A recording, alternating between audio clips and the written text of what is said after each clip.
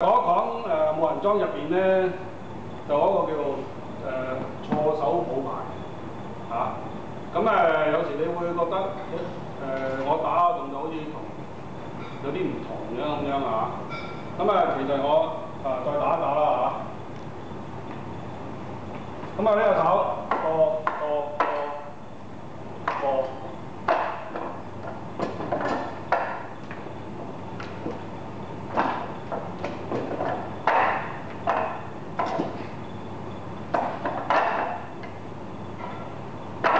呢下手，咁即係話呢下手係綁錯手，咁你會見到我咁樣過啊。有啲動作咧就應該就係啦，呢個手過一上就推個身裝嘅，但係點解我會咁樣之後咁樣咧嚇？但係咧就喺另外嗰邊手咧。咁我打咧又係咁樣啦，呢個手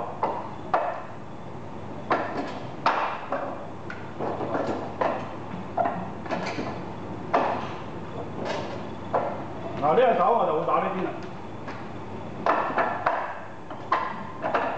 點解呢邊咧咁樣？其實係多元化學習嘅啫咁即係我又再講一講因為錯手抱牌咧。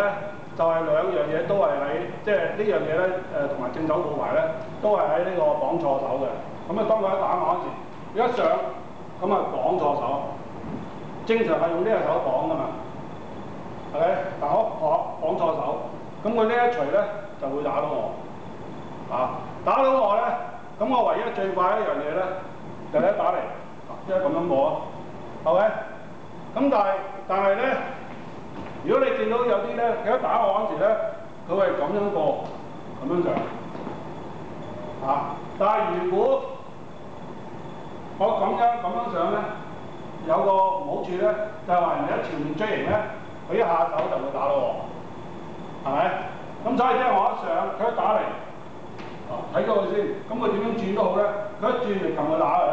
但係如果假設我一上，啱俾佢殺嘅。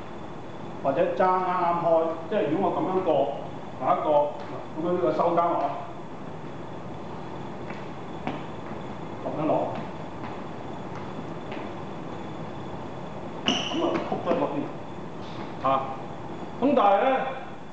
但係如果我啱綁錯手個位置唔喺呢度，我位置喺呢度咁可能我會出手快過佢，或者我本身好高大嘅呢個動作。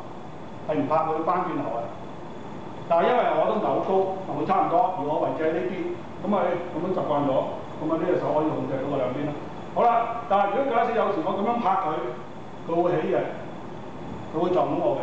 咁所以有一種做法就咁樣，或者係咁嚟燒咗佢隻手啦。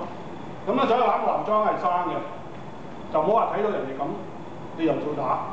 咁你睇咗，你覺得咁樣或者會好啲。咁你最好就保存兩樣，即係保存呢個動作，